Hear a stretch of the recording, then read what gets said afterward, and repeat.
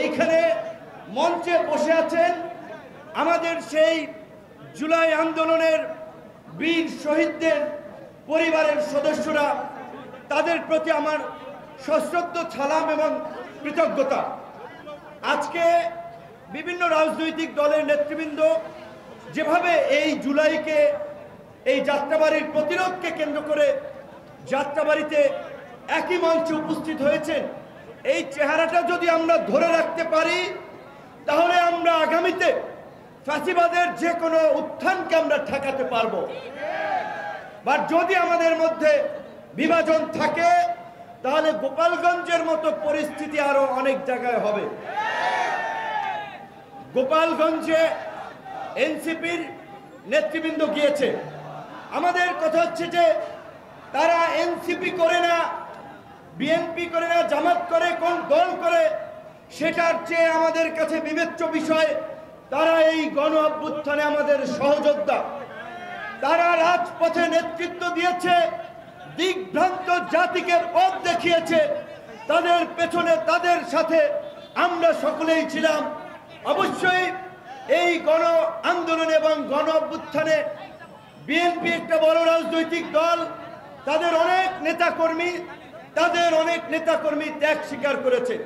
জামাতের নেতাকর্মীরা করেছে, ইসলামী আন্দোলন করেছে, গণ অধিকার করেছে, বাম ডান গণফোরাম, এখানে খেলাফত মজলিস, যে সকল দল রয়েছে সকল দলের নেতাকর্মীরা ত্যাগ স্বীকার করেছে।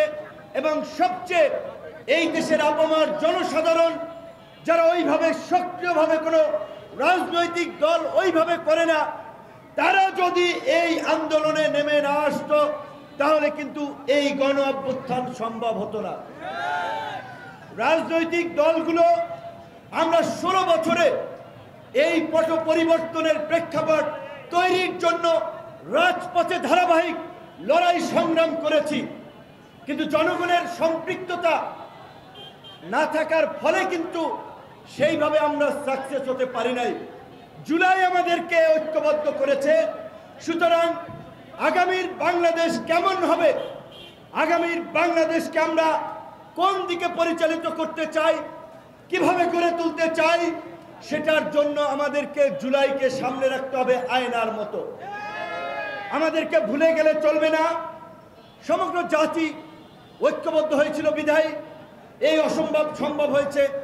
কাজে আমাদের প্রত্যাশা থাকবে আগামীতে নির্বাচন কিংবা নির্বাচন পরবর্তী সময়ে যারাই সরকার গঠন করবে কিংবা যারাই বিরোধী দলে থাকবে তাদের মধ্যেও যেন এই জুলাইয়ের চেতনায় বাংলাদেশকে ঐক্যবদ্ধ রাখার চেষ্টা অব্যাহত থাকে। এবং সবচেয়ে একটি গুরুত্বপূর্ণ কথা আমি বলে শেষ করতে চাই, মিলাদ মানে হচ্ছে জুলাই শহীদদের পরিবারদেরকে নিয়ে মিলাদ মাহফিল, দোয়া মাহফিল, বছরে একবার আলোচনা সভা করবেন, তারপরে আর এই পরিবারের খোঁজ খবর নাই। এই ধরনের সোয়াবমূলক প্রোগ্রাম এবং কর্মকাণ্ড আমরা ইতিহাসের ধারাবাহিকতায় দেখি। যারা ত্যাগ স্বীকার করে তাদের ত্যাগকে সামনে রেখে আমরা রাজনীতি করি, আমরা এমপি হই, আমরা মন্ত্রী হই, কিন্তু এই পরিবারগুলোর দুঃখ দুর্দশা শেষ পর্যন্ত দেখা যায় থেকেই যায়। আমরা যদি সর্বশেষ কথা বলি, 90-এর গণ আন্দোলনে নূর হোসেন, তিনি ফুটপাতের হকার কিংবা কোনো রাজনৈতিক দলের কর্মী যাই থাকেন না কেন, 90-এর আন্দোলনের পরে অনেক এমপি হয়েছে, মন্ত্রী হয়েছে, ক্ষমতায় গিয়েছে। নূর হোসেনের পরিবারের কিন্তু ভাগ্যের খুব বেশি পরিবর্তন হয় নাই।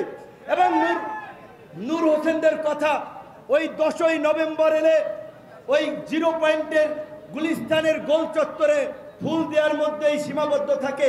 তাই আমি অনুরোধ করব আমাদের জুলাই শহীদরা যেন, আহত পরিবারগুলো যেন ভবিষ্যতে এই অবহেলার শিকার না হয়, সেই বিষয়ে সবাই দৃষ্টি থাকুক, সবাই সেইভাবে তাদেরকে মূল্যায়ন করবেন।